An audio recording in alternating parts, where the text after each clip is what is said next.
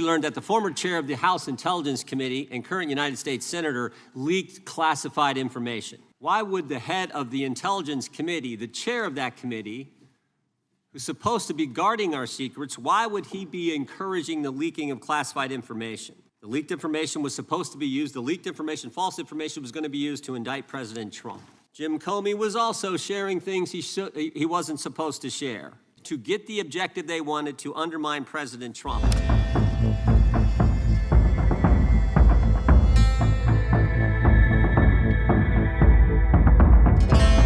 As is customary, we will begin with opening statements. 5 weeks ago, because of the work of Director Patel, we learned that the former chair of the House Intelligence Committee and current United States Senator leaked classified information. We learned this because a whistleblower came forward. A whistleblower with 23 years' experience in the intelligence community, a Democrat staffer on the committee, said this: they were pressured to leak classified information, which sort of raises the obvious question. Why would the head of the Intelligence Committee, the chair of that committee, who's supposed to be guarding our secrets, why would he be encouraging the leaking of classified information? Whistleblower told us that answer as well. The leaked information was supposed to be used, the leaked information, false information, was going to be used to indict President Trump. Now, the former chairman wasn't the only person leaking information. Jim Comey was also sharing things he wasn't supposed to share. Again, don't take my word for it. The Inspector General told us this. In his report, he said, quote, James Comey violated FBI policy by disclosing classified information. And what was Comey's motive? Same as the senator from California: to sabotage and undermine President Trump's first term. And we know that Mr. Comey's not been shy about what his objective was. In fact, 4 months ago, he told us. Remember this? 86-47, Jim Comey told us just 4 months ago. Now, how'd they do it? How did the former chair of the Intel community, the former FBI director, and others in our government attempt to undermine President Trump's first term? 7 weeks ago, because of the good work of the Director of National Intelligence, Tulsi Gabbard, we learned from another whistleblower, a second whistleblower, that in the closing days of the Obama administration, the intelligence community assessment was changed. On December 5th, 2016, they had one assessment. That assessment said Russia did not impact the election vote count. There was a meeting at the White House on December 9th, 2016, where it was decided, no, we're not going to have that. We're going to come up with a new one. And the new one said Russia was trying to influence election and did influence election, which just wasn't accurate. And that new one is published on January 6, 2017. Let's just show you a few things that took place. I want to show you first this email from Admiral Rogers, the head of the NSA. You can see it was December 22nd. It says to Jim, John, and Jim Clapper, John Brennan, Jim Comey. And he says, I asked my team if they've had sufficient access to the underlying intelligence, sufficient time to review that intelligence. On both points, my team raised concern. Further states, my folks aren't fully comfortable. A few hours later, there's an email back to Admiral Rogers. This one is from Jim Clapper, and it says this: it is essential that we be on the same page and all of us are supportive of the report in the highest tradition of, that's our story and we're sticking to it. We may have to compromise on our normal modalities. This is one project that has to be a team sport. That's our story, and we're sticking to it. Compromise on normal modalities, that's a fancy way of saying, that's the government speak for we're going to have to change the rules. In fact, we're not going to follow our own rules. And that's exactly what they did, to get the objective they wanted, to undermine President Trump. Now, how did it specifically take place? The whistleblower said that the government officials ignored concerns about discredited information. And what was that discredited information? What was the discredited information that they didn't ignore the concerns about? What did they use, that discredited information? Of course, it was the dossier, the now famous Steele dossier that was paid for by the Clinton campaign when they hired the law firm Perkins Coie, who hired Fusion GPS, who hired the foreigner Christopher Steele, who wrote all this garbage and lies down, is what was used to change the intelligence community report. And what happens next? What do Jim, John, and Jim do next? They go to Trump Tower on January 6, 2017, to brief then President-elect Trump about the dossier. Again, the Clinton-financed, foreign-authored dossier that the whistleblower knows is garbage and that they know is garbage. And then there's one final step. One final step.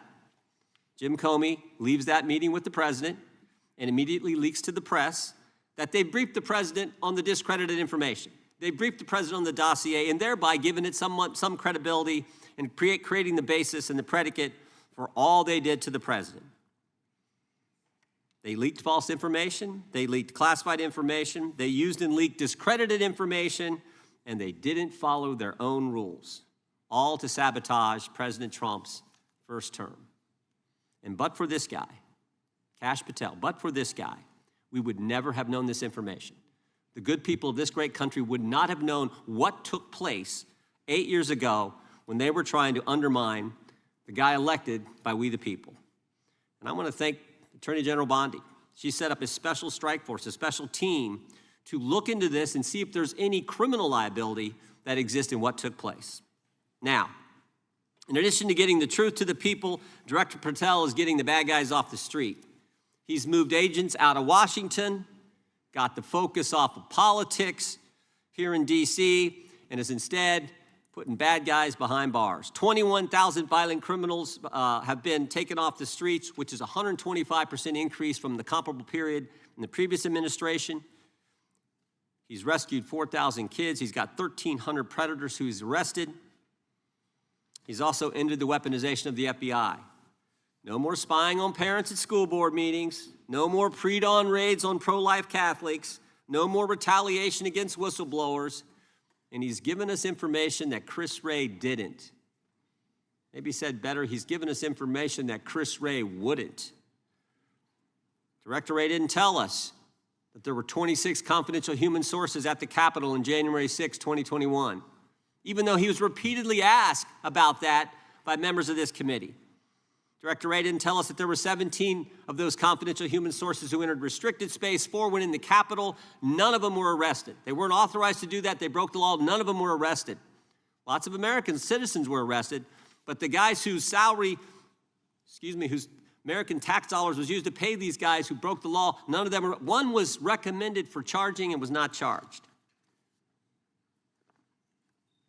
And remember when Chris Wray told us that the Richmond field office memorandum on pro-life Catholics was just a one-off? Turns out he wasn't being square with us then either. Director Wray wasn't square with us. He told us that multiple other officers were involved in targeting the Catholics. We got that information from Director Patel. We learned from Director Patel the FBI actually surveilled a priest, tried to get the priest to divulge information, break the priest-penitent relationship and confidence that exists. And Director Patel is saving taxpayers' money. He's not going to build a new headquarters outside of D.C. He's going to keep the headquarters right here in the capital city. Save Americans money. Save the taxpayers' money. In 8 months, Director Patel has given us the facts. He's ended the weaponization at the FBI. He's taken bad guys off the streets, and he's saving taxpayers' money. But my guess is the Democrats won't focus on all that good news. They'll focus on politics. They'll stick with Comey and Clapper and Brennan and continue to try to undermine President Trump. Director, yes or no, is the FBI still spying on parents at school board meetings? No, sir. Is the FBI still targeting Catholics? No, sir. Is the FBI still spying on President Trump? I don't believe so. Is the FBI still censoring Americans? No, sir. Is the FBI still targeting Americans for shopping at Cabela's or purchasing Bibles?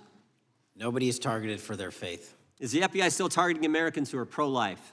Nobody is targeting anyone for their beliefs. Is the FBI still cooking the books on crime data? The crime data is real. Is the FBI still purging agents for conservative viewpoints? No one at the FBI has asked their viewpoints on politics. Is the FBI still labeling the Betsy Ross flag, the flag of the American Revolution, a hate symbol? No. Well, maybe that's why you've been able to, what was the number? 23,000 bad guys you've arrested, a huge increase from the same time period in the previous administration. I think you said 1,400 predators, 4,000 children rescued.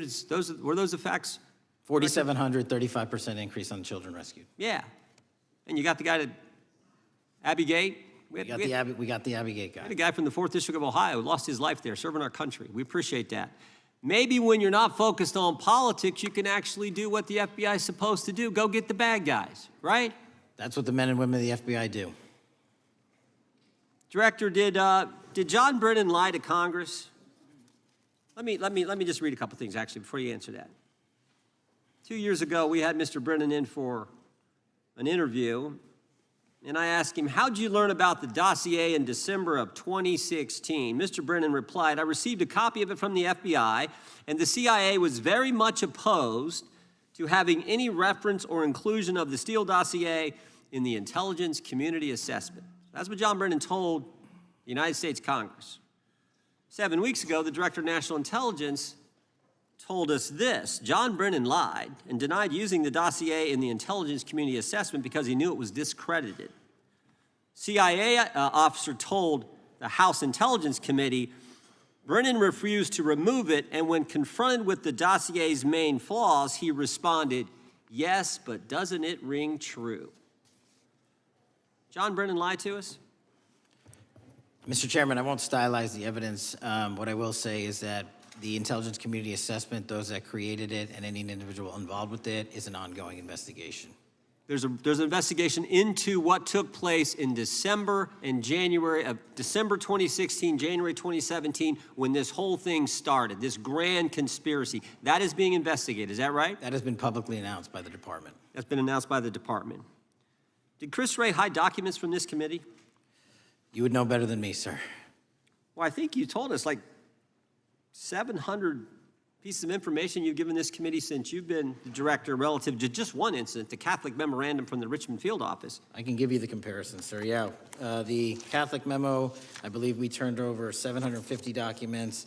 In Mr. Ray's tenure, I believe they turned over 19 pages. 19 pages. You've given us 700. Why would Chris Wray hide information from this committee? You'd have Want to to hazard ask a him. guess? I'm sorry? Hazard a guess why he would do that? I don't know, sir. I think maybe it was because FBI was spying on a priest, trying to get him to break the priest penitent confidence that exists. You think maybe that was the reason? You'd have to ask him, sir. Yeah, we'd love to do that. I want to read a few names here. Arctic Haze, Tropic Vortex, Riding Hood, Foggy Falls, Echoes Fate, Sirens Lure, Genetic Christmas. What are these code names about, Director? You know? Not off the top of my head. Well, Arctic Haze, Tropic Vortex. My understanding, these are code names for leak investigations of classified information from the year 2017. Does that ring a bell?